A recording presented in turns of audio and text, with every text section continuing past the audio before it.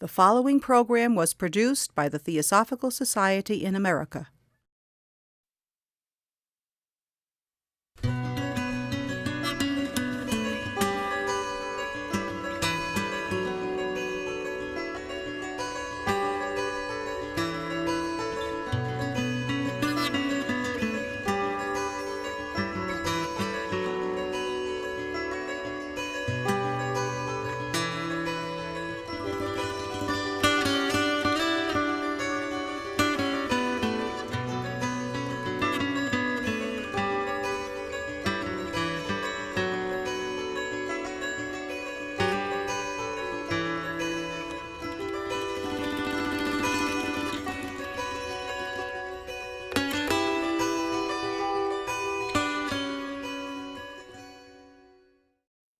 To be sure, there is a trivializing meaning for the word myth as simply something that's not true, as when the person on the street will say, "Oh, that's just a myth." When political candidates will talk about the myths about a candidate versus the truth.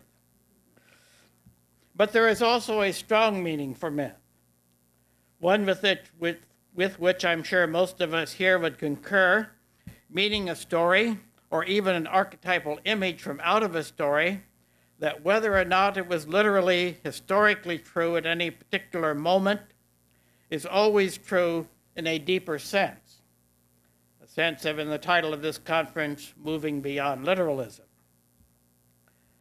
That is because a myth is a story or image that reveals something profoundly important about our lives and our world. One might say it's stories that tell us who we are, who other people are, what our world really is, by telling where it came from. For we humans have the idea that if we really know where something comes from, we know something very important about what it is. That tells us its larger connections, the web of which it is a part. Now, the point needs to be made further that for us and for any society, the myths that are really important are not generally recognized as myths, unless one is exceptionally sophisticated in such matters. Really important stories and images, we think, are simply true, or at least embody major values, and are too vital and important to be labeled myths. You could get in a lot of trouble around here by saying that the American flag or George Washington are myths. When a story is called myth, or even worse, mythology, it is already distanced, something to study, probably something that someone else believes, as we might have thought about some of the wonderful Russian and other folk tales we heard this morning. Or as we see developed, say, in the stories that grew up around Alexander the Great and the Roman eagles, symbols of Zeus or Jupiter. But the other stories, the stories we may not call myths and yet are very important to us, are those that we think about when making important decisions, and stories that may even get into our dreams. For example, take elections. Since this is only 2 days till a presidential election, perhaps this is a good time to think about myth and politics, since in my view, American presidential elections are intensely mythical events. A few years ago, I had the privilege of talking with a graduate class in mythological studies. Somehow the discussion got into politics. One student asked why it is that so often voters seem to vote against their own economic interests. For example, many blue-collar voters disdain the candidate who would probably favor strong unions and workplace safety regulations in favor of one who is more strongly anti-gun control or anti-abortion. I said that as mythologists, you of all people ought to know the answer to that one. People don't really vote their pocketbooks, they vote their myths. Not always, but usually often enough to make a difference. Far more important than a few extra dollars in the paycheck may well be my identification through my vote with a candidate and implicit worldview that resonates with my own inner stories and images, that tell me who I am, that respect me not just as an economic unit, but as a full human being, with dreams and visions of what an ideal society would be like. In America, probably connecting with still potent myths of the frontier, the ideal family, the immigrant experience, the civil rights movement, and much else. Whether or not one agrees with any particular expression of such a myth, and however much it might be exploited by opportunists, I'm sure that we can see the importance of political myths in our full and not just economic humanity. I'm sure we can respect the person who feels that there are more important values than a few extra dollars, whether or not we agree with that particular person's values or not. Indeed, that may move into the realm of folk religion, that sort of thing. Thinking this morning as Jerry Gilchrist was giving her talk that in my view, and this probably would be very controversial and much resented by some people, I think the real American folk religion, at least in much of the rural areas of our country, is evangelical Christianity and its particular set of values, experiences, semi-conscious rituals, feelings, that sort of thing. And that certainly carries over, as we know, into elections as well. And mythology carries over into candidates, too, I would say. Without taking sides and using the Greek mythology that perhaps is most familiar to many of us, of mythological systems, I'd like to make a few identifications just for fun. I would say that John McCain is Zeus, who found his own freedom by castrating his father, who was a prisoner in Crete for a time, who had a rocky and, shall we say, open marriage to Hera, but who wields the thunderbolt, the ominous or auspicious dream, and was taken in a grandfatherly way by a younger woman, Thetis, daughter of the sea and mother of the warrior Achilles. Sarah Palin seems to me a combination of the lonely huntress Artemis and the great mother Demeter, who rescued her daughter from the other world. Barack Obama is clearly Hermes, the trickster, articulate messenger of the gods, crosser of boundaries, psychopomp of souls, but who also retains within himself an aura of mystery that no one seems fully able to penetrate. Hermes was the most mysterious of all the gods. Now, I'm still working on Joe Biden. He seems somehow less mythological than the others. I think that one problem with the Democrats is that they tend to think more in policy and less in mythical terms, not always fully appreciating how much people vote their myths and not their policies in elections. The GOP, on the other hand, I would say, tends to campaign as much as possible on their candidates' life stories and images, the myth and mythical world that they evoke. Now going on a little more seriously to the nature of myth. A myth is, first of all, simply a story, albeit a story having to do with the ultimate, the gods, the meaning of life, perhaps what Paul Tillich called our ultimate concern. A story requires certain elements: character, a plot, an obstacle to overcome. In myth, this last is often portrayed as an evil entity, and the story may well include an unexpected denouement with a sudden final reversal of perilous situations. Here, in myth as story, one perceives at once both the weakness and the power of myth for dealing with our world, compared to, say, the metaphysical statement. Myths cannot do everything, but they do some things very well. A myth cannot offer a full explanation of the world because, as with any story, there is always going to be a backstory. How did the characters get into this situation in the first place? Why is it this kind of world at all? On the other hand, we connect better with stories and with philosophical abstractions simply because our lives are stories, not abstractions. Searching memory, like St. Augustine, we make of our lives there heretofore a story that tells us how we got to where we are now. And as often as not, we think matters through in terms of stories in our own minds.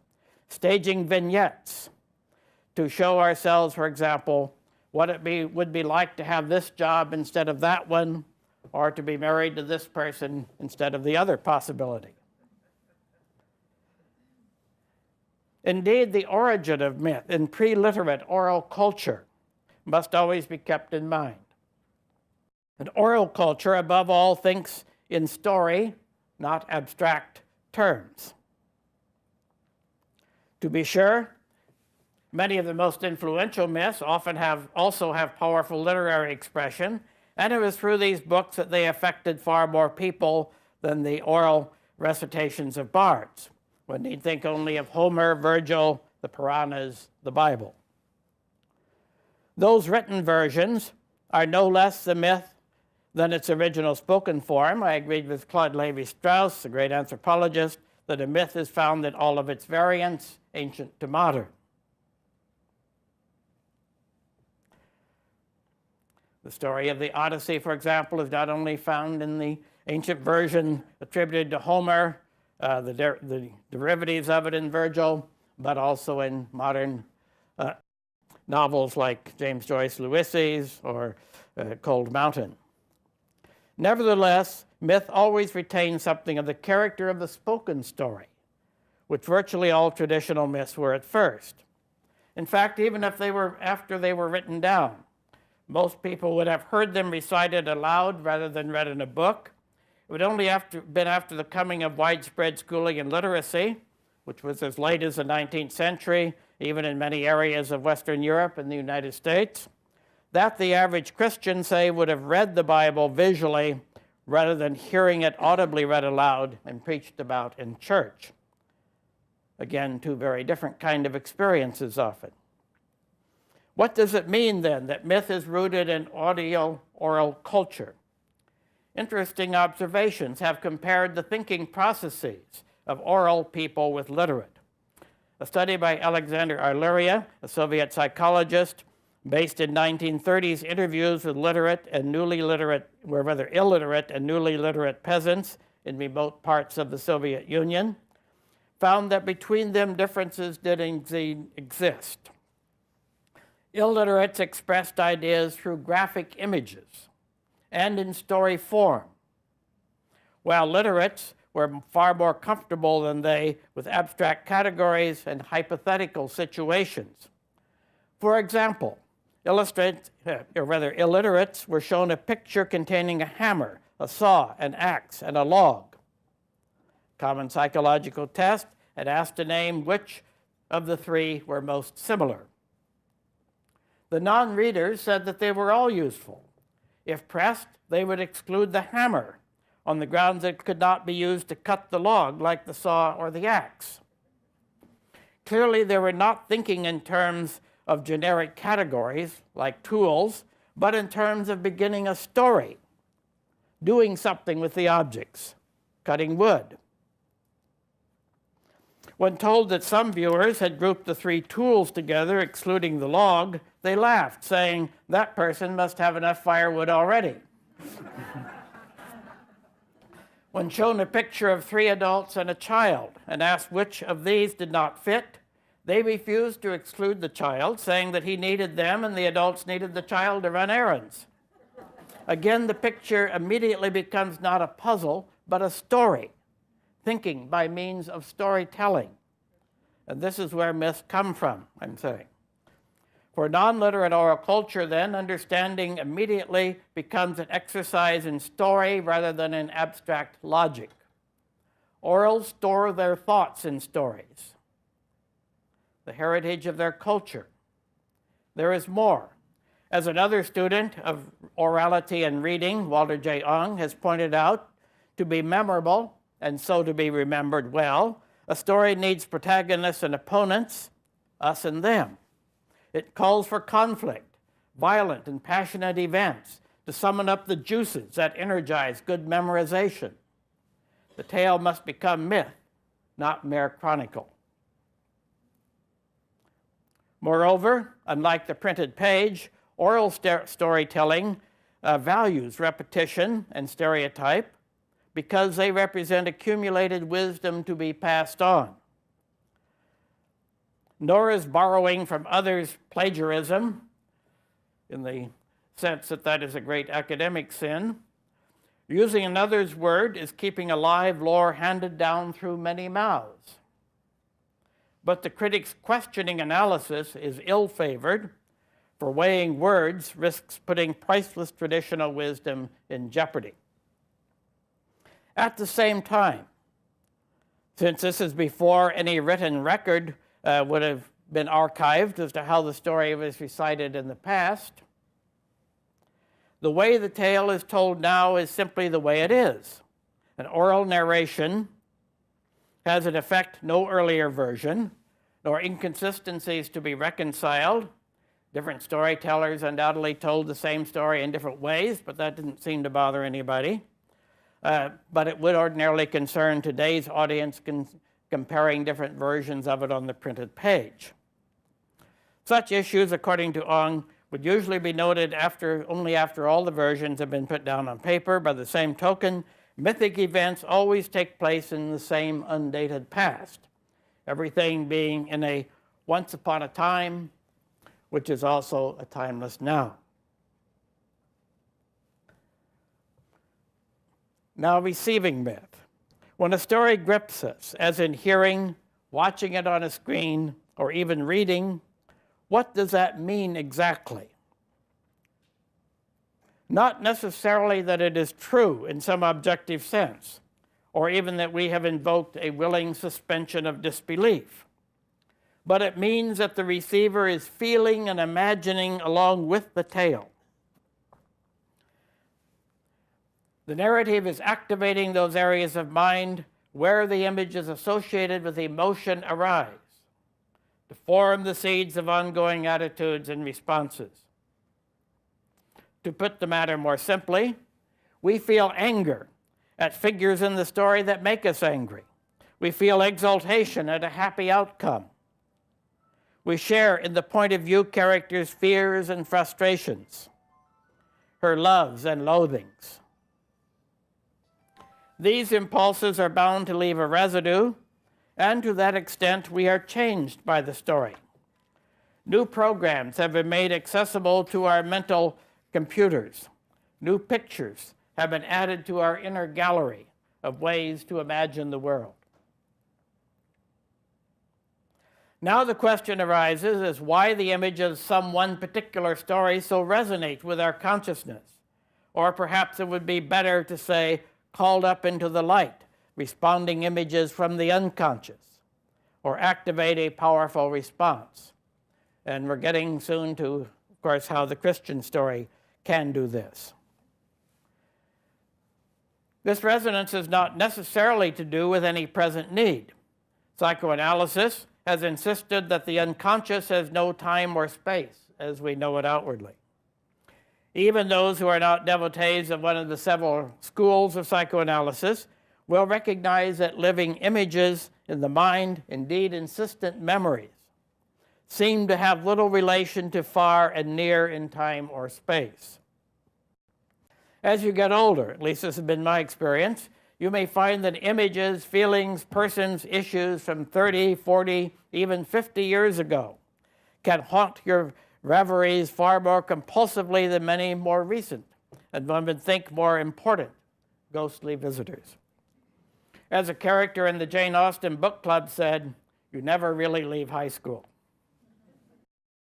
The point is that the entities of our personal myths, which can connect with those of the great myths, may have nothing to do with calendar or chronology.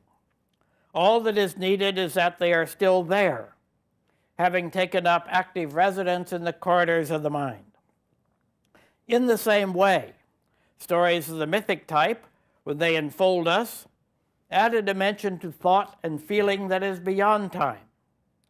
They plant seed thoughts in the fertile soil of our brains that do not have much to do with the years either.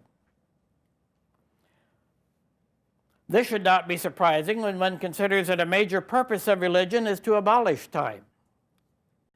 As my old teacher, Mircea Eliade, always insisted, Religion, with its sacred time and space, wants to reverse the fall of the world into profane time, the timeless, endless days and years, to return to the Iliad Tempest, that time, the powerful time of the beginning of the sacred world. Or in historical religions, the second beginning, such as the time of the Buddha, the Christ, the prophet.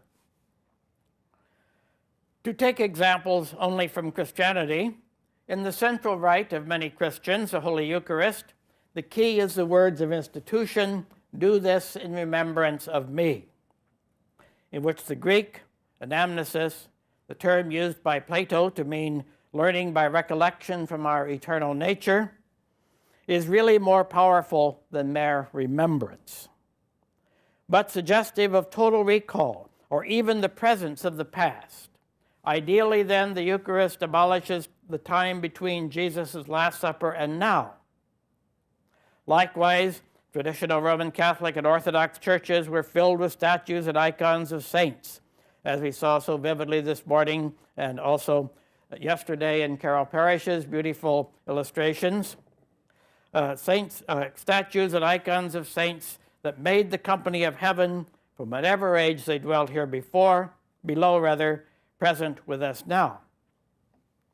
Protestantism, too, in its very insistence on the sufficiency of Scripture, in effect abolishes time between that of the New Testament and now.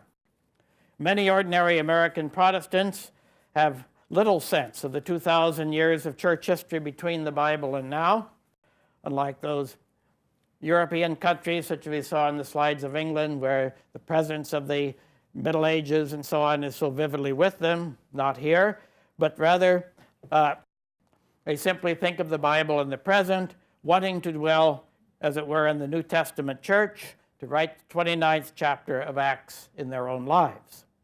This is indeed receiving the Bible as myth in the strong sense of that word. Receiving Christian myth. Christianity has all sorts of myths, not only biblical narrative, culminating for Christians in the gospel account of the life, death, and resurrection of Jesus, but also innumerable myths and legends of saints and apparitions in Catholicism, or as we saw this morning in Eastern Orthodoxy, of conversion and missionary triumphs retailed in Protestantism. For the present, though, I would like to focus our attention on the central myth of Jesus. How is it received? How does it work in consciousness, in light of what we have proposed about the nature of myth? Now, we receive the fullness of the Christian story, as of any religious or social message, in several ways simultaneously. If we resonate with it, we may hear it directly. If we were raised with it, we may hear it in a secondary way through compelling early memories that associate the faith with childhood, church, and family, and want to make us get in touch with our inner child through them, as Betty Bland shared with us so vividly her memories of her childhood church on her opening night. We need also to recall how Christian myth is transmitted through what Joachim Bach, in his Sociology of Religion, set out as the three forms of religious expression: the theoretical, that is, the doctrine and stories; the practical, that is, practices, forms of worship and devotion, in which I would also associate all of the arts that are connected with it; and the sociological, institutional structures and human relations within the religion. Our main concern here is with the theoretical in the form of myth, of course, but it is very important to realize that all three of these work closely together. That the religious experience of practically all people is really a combined experience of all three. Not only what is said, but how that is reified, reinforced by the art and the liturgy, the worship, everything else, and of course also by the community in which it is practiced. Another teacher of mine at the University of Chicago many years ago, Charles Long, certainly one of the great teachers of his generation, emphasized how all three of these need to work together. He said that if you have only the theoretical, you don't have religion, you have philosophy. If you have only the practical, you don't have religion, you have magic. If you only have the sociological, you don't have religion. Maybe you have a bridge club or something like that. But for all three together, of course, focused on the transcendent, you have religion in the traditional sense of the word.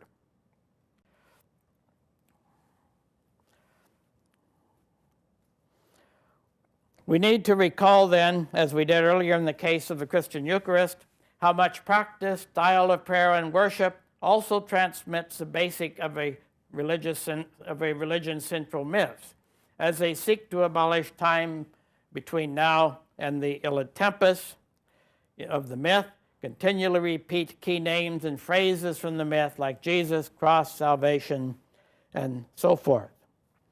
I recall also John Mundy's vivid presentation of how the monks chanting or sacred dance in Pentecostal or African American churches really creates a kind of dimension in which the mythical world of the religion becomes absolutely real. You're working almost entirely out of the right brain. This is the realm, of course, in which mythical reality breaks through into our world. The sociological dimensions of religion reinforce the myth then, not only through the charisma of its leadership, but also through the meetings and conversations of its ordinary members, and this is an important dimension too. Any familiarity with the culture of Pentecostalism, to take an example of increasing worldwide importance, reminds us how much it is supported by small prayer groups, even by casual conversation, in which participants mention to one another how they have been blessed, healed, or directed by the Spirit in daily life. Sociologist Raphael Falco has recently studied what he calls the charisma of myth, how shared myths, continually recited and invoked, serve of themselves to bond groups together, from street gangs to schools to religious sects. The Bible, of course, also can certainly be a charismatic symbol of itself. I think it was the opening night, Richard Smalley evoked the evangelist holding up the Bible like this. Obviously, it is not necessarily every word that is said in the Bible, but rather the Bible as a powerful symbol, a charismatic symbol with its own power. That is really important here, as it is so much of American popular religion. For myth, after all, is traditionally communal. It requires a group in which it is shared. This is the charisma of myth as holding together, bonding together a kind of group. I've recently been trying to get into studies of contemporary myths that have this kind of function. I found there are examples of extremely powerful myths, for example, that are recited and carried on in prison gangs. And one could also think of what you might call myth in corporate culture. People talk about, how things were different back when so-and-so was the CEO. Either that was a golden age or maybe it was a purgatory that we're happy to be out of now. But in any case, stories like this, are told as ways in which new recruits in the corporation are kind of brought into the culture, are told what everybody else knows about where we've been, what our symbols are, how we work together, things like that. Very interesting, I think. And certainly that is characteristic of religion too. I don't doubt that the basic tenets of any traditional religion, Christianity included, would sound totally delusional if they were believed by only one person. It requires a group in which the words are shared, mutually reinforced and practiced to make it living and indeed to make it sane. The idea of myth bearing a personal psychological kind of wisdom, probably read rather than heard, has its modern background in Romantic philosophers like Schelling, then developed in the mid-20th century vogue for what I call the myth of myth, associated above all with C.G. Jung and Joseph Campbell. The idea that ancient myths, often carefully selected and sanitized, can morph from being communal to highly individual touchstones for a modern person's inner life. But of course, traditionally, they were always communal. The Christian myth, that is the story of Jesus, has been told in various ways. It has been told only in terms of Jesus' teachings, as in the very early Gnostic Gospel of Thomas, or with emphasis on the teachings rather than miraculous elements, as in Thomas Jefferson's Bible. And then there is what may be called the creedal version, which, like the Apostles' and Nicene creeds, emphasizes the Incarnation. The Word became flesh and was born of the Virgin Mary. Then skips ahead to the drama which wrought atonement and salvation. He suffered under Pontius Pilate, was crucified, dead, and buried. The third day he rose again from the dead. He ascended into heaven, from whence he shall come to judge the quick and the dead. To this day, the manger and the cross frame the story of Jesus best known to most Christians, and it is no accident that narrative of divine descent, suffering, and return is profoundly mythic. Its Jesus is the Christ above all others portrayed in church art and liturgy, in stained glass windows, by the ubiquitous cruciform Christian symbol, as well as being the focus of many a traditional homily. Let us then think about how this mythical scenario would be received by a hero. We are, of course, using the word myth not in a sense that makes any judgment as to whether the story is historically true or false. The tale of Jesus' adult life in the Gospels opens with what, in retrospect, seems an almost idyllic life of freedom on several levels. To wander about Galilee, to preach his radical message of the kingdom of God, to perform miracles of healing and even over nature. Then the time came when it was necessary for him to set his face like a flint for Jerusalem, and closure began, as he clearly knew that it would. There was the Last Supper, the betrayal, the arrest, the trial, finally Golgotha. Then, after one full day, came Sunday morning and the empty tomb.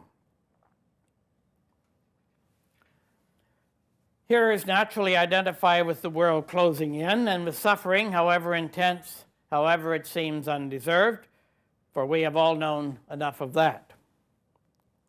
We may also have had the privilege of knowing some sudden, incredible reversal of misery. Joy keener than grief, as J.R. Tolkien put it.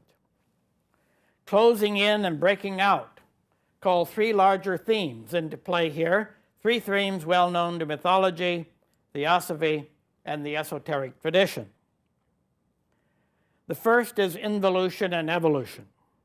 This means the descent of spiritual essences, the monad or pilgrim in H.P. Blavatsky's term, into the realm of matter, for the sake of experience and ultimate return enriched to the halls of light.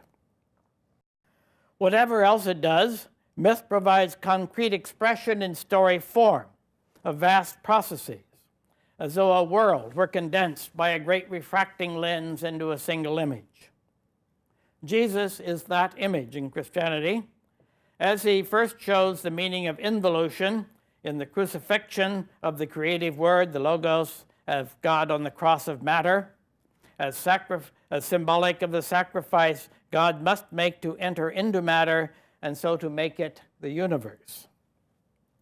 The Jesus cross image shows how spirit can be in matter, cabin, cribbed, confined, in Shakespeare's words, bound and trapped, unable to do what it would do even for good. We ourselves may often feel the spirit within us hamstrung by this all too solid flesh and by a world of unyielding matter. However, matter must not be thought of as inherently evil in itself. It is as capable of splendor and holiness as any plane of being. But for its splendor to be revealed, matter must be worn down, as it were, by suffering to the point where the light shines through it unimpeded. Then it takes on a spiritual nature, and with the light, the power of returning to freedom. This brings up the second mythic model to set against Jesus' death and the cross and resurrection from the tomb, initiation. Initiations are of several types. First, there are those that are just part of life and may be called natural initiations. Of these, the greatest of all must be birth itself, our entry into the world. She or he being born must feel being pushed out of everything familiar, from the nine-words world of enclosure, warmth, moisture, darkness, and automatic nourishment. One is forced down a narrow canal, and then suddenly comes into a realm of blinding light and gigantic figures. No wonder newborn babies usually cry. Yet we on our side do not see it as death, but say, hooray, a child is born into the world. Birth is certainly a real initiation. One is forever different. New senses, new kinds of awareness are suddenly opened up, though it takes time to get used to them, and the lessons of the natal process were certainly reinforced by fear, pain, and amazement. Although the pre-verbal infant had no words for such states, undoubtedly they are very deeply etched on his or her pre-consciousness. All major subsequent initiations are in the end just repetitions of birth, or more precisely of what seems like a death followed by rebirth. Birth is pursued by other natural initiations, the great changes that come with puberty and adolescence, adulthood, becoming a parent oneself, especially being a woman giving birth, serious injury or sickness, entering old age, finally death at the other end of life, all of which can seem like the first part of an initiation of rebirth into another kind of life, and so is often regarded by religion. All these keep to the model of dying to one kind of life and being reborn to another. The pubescent is dying to the world of childhood and slowly being born to that of an adult. Anyone who has had the experience of giving birth to a child or even fathering one, or who has undergone major, especially life-threatening illness or injury, knows that one is not the same afterwards as before. One now sees one's life in a new, more precarious, yet more precious way, and so also one's relationships. Beyond these, of course, are those social initiations by which we sanctify the natural initiations: baptism, puberty rites, marriage ceremonies, and the like, as well as more individual initiations into orders and spiritual states. But all this should be enough to impart the idea. All real initiations are based on the model of death and rebirth, dying to one kind of life, being reborn to another. The death and resurrection of Jesus, on the same image, is the model for the rite of baptism and for much else. Seen as a myth into which we can insert our own stories, we are able to make our stories not just happenings, good and bad, but initiations. An initiation is an experience powerful enough to change our attitudes, emotional response, even character, not just intellectual ideas.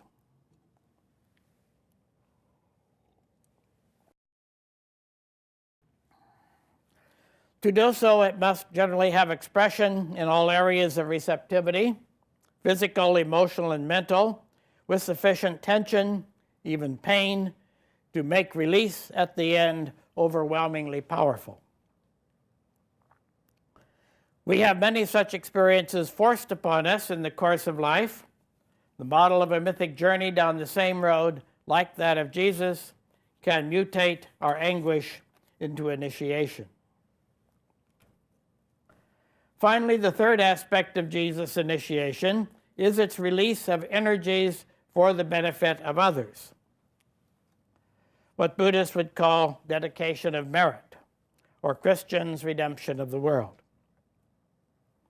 It is worth noting that among its other unique aspects, Christianity is the only world religion in which commercial metaphors seem to be near to its heart. Every religion has its root metaphor of reality. Buddhism is psychological, Hinduism organic, Confucianism, social, Islam, sovereignty, and Christianity, from St. Paul on up, there are commercial expressions like paying the price for sin. We redeem bonds and redeem souls. We take on debts to God as to one another. We atone for losses in this world and in the next. However startling such images from out of the world of law and finance may be, they remind us that the myth of Jesus is not only exemplary, but it is also meant to be in some way efficacious, to really make some kind of change on the inner planes, or however you want to put it. He was able to give power generated by his suffering, said to be infinite, to others, or to put it another way, was able to take on the karma of others' sins and pay it off. Even as gurus are said to be able to do that for their disciples down to the present. The commercial and financial images of Christianity, in fact, may have had some impact on the development of modern capitalism, which occurred mostly in the Christian world, with perhaps one exception, and that is that somewhat similar images of Pure Land Buddhism probably had a similar role in Japan, that other great organ of early capitalism developing in the modern world. But we need to remember, of course, that religion is metaphor. Metaphor, myth in the strong sense. And all metaphors and myths need to be unpacked to see, what really lies under and behind them. And I think that the fundamental meaning of these kind of images of paying the price for sin and that sort of thing must be found in St. John and St. Paul's writings, where, as they put it, God so loved the world that he gave his only begotten Son, or, as St. Paul put it, greater love hath no man than this, that a man lay down his life for a friend. I think that this is what the myth is trying to say. I get an image, say, of a parent seeing a child that is about to be destroyed in a fire, or maybe drowning out in a lake, and regardless of any danger to herself or himself, rushes in there to try to bring him out. It is important further to realize that, as the Christian tradition has always insisted, Jesus died an innocent victim who in no way personally deserved the cruel and humiliating torture to which he was subjected. However one think of karma, sin, and guilt, Jesus in this life did nothing to warrant the fate that came his way. He is a supreme illustration of the fact that in this world the innocent do suffer, and the guiltless are punished at the hands of the wicked.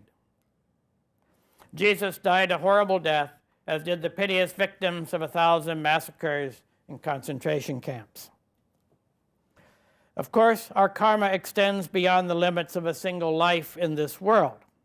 We are also deeply affected by the karma of previous lives, from the theosophical point of view at least, and by the karma of larger groups, the families, the nations, worlds to which we belong. The Christian tradition emphasizes Jesus' interconnection or oneness, call it karmic or communal, with the world as a whole. He suffered, as we said, for the sins of the whole world, and by enduring that suffering, paid the price for our sin, removed its immense debt. Those who accept that Jesus has thus redeemed them, while they may still have their own individual destiny and karma, if you wish to use that term, for which to atone, are no longer burdened by the collective sin of the world, but can set forth on the path joyous and free. This sin is the Christian myth in action. If one see it as an overall story pattern communicated perhaps in many ways, one can see how it might end in a profound sense of liberation. But the other side of liberation, as Christopher Bamford so eloquently put it yesterday, is a wandering, homelessness in divine darkness. As that great medieval mystic William of Ricebrook so well put it, here all compasses are off, The only guide is love. Thus I see a sort of unfolding in the role of myth in all of this. Think of an image, say, of one of those Russian babushka dolls, with which I'm sure Terry is very familiar, with one figure inside of another. And perhaps one could say that the outer figure in this doll is doctrine. Then when we take that off, we see next within it the myth in the story sense, which lies behind the doctrine. You know, in the history of practically all religions, it was doctrine that came last. The stories, myths if you wish, came first. To take, for example, the biblical story, if you were to look at the story, say, of the Hebrew Scriptures, the children of Israel, from Abraham on down, the Exodus, Moses, the kingdom, the ups and downs and vicissitudes of history which they experienced, and then going on to the New Testament, the story of the life of Jesus and the early church. You get an awful lot of messages from out of this. What the church fathers then did at the great councils and otherwise was to say, in effect, well, if God did this and this and this and this along the stream of history, what can we say about God that is true all the time? And so they came up with statements like God is omnipresent, omniscient, all-loving, acts in history, that sort of thing. So we're going behind the doctrine to the myths. And then if we were to take off the next doll and go behind the myths, what would we find then? Not, I hope, just some wooden one-to-one kind of allegory or abstract meaning, but rather we would open up to that sense of wonder, of a magical world, above, beyond, beneath, and within this one, which the great myths make available. Something like one of the versions of the Holy Grail story, you remember, Carbonek, the Grail castle, is off in the mists behind the wasteland. Knights going by there sometimes see it looming with all of its towers behind the mists or through the mists. Others may come along the same path and see absolutely nothing but hard soil and barrenness. Sometimes it's there and sometimes not, and yet when it appears, it certainly opens up and evokes a tremendous sense of wonder, even joy within. What this sense of wonder, if we get that from behind the myths, ought to do above all is to lift us outside of ourselves. Where the ego consciousness that so much dogs us is most of the time, where it falls away into the kind of moment, a sense of wonder. The great Lotus Sutra in Buddhism tells us that a small child bringing crushed in his hands a few flowers or maybe a crude clay stupa that he has made for himself to a shrine of the Buddha and presents it there in humbleness and wonder and joy is really closer to enlightenment than the proud arhat who, with all of his meditations and efforts, has, so to speak, tried to pull himself up to enlightenment by his own bootstraps. Because so long as you try to do it that way, you never really get beyond your ego. Your ego just moves on to different levels and spheres of operation. But the simple child, and we all have something of this child within us, I'm sure, in a moment of wonder, in a moment of just loving giving without thought of anything else, has let the ego fall away. And what else is enlightenment of any kind but simply this? I would go on to say that I think one can find that same sense of wonder, that same opportunity to be lost in in wonder, in the shrines of Christendom as well as of Buddhism.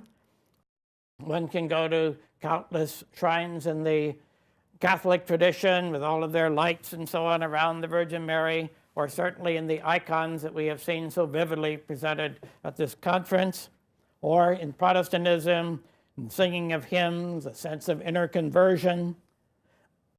in which ideally one is just lost in the doing, in the wonder, in the now, and what is this but enlightenment or salvation?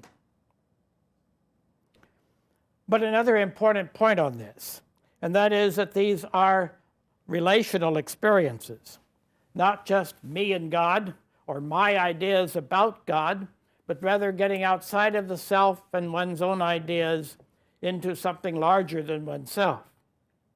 And the whole theory of devotionalism, whether bhakti in Hinduism or its equivalent in Christianity, is that you do have to start with love.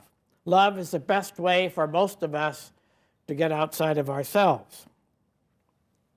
You can have it on a certain level in human love between a parent and child or between two lovers when the connection is so deep that you really are thinking of the two almost as one. You know what the other one is going to say before they say it. You could almost share their thoughts and feelings by a kind of deep intuition or knowing. Bhakti devotionalism says, take this ability to get outside of yourself through love and move it to the greatest relationship of all, that to God, ultimate reality, the universe. So then finally, myth, even though sometimes myths may seem violent, unappealing in some ways, yet if they are among the great myths that connect with something deep within ourselves, that tell us a story about who we are, warts and all,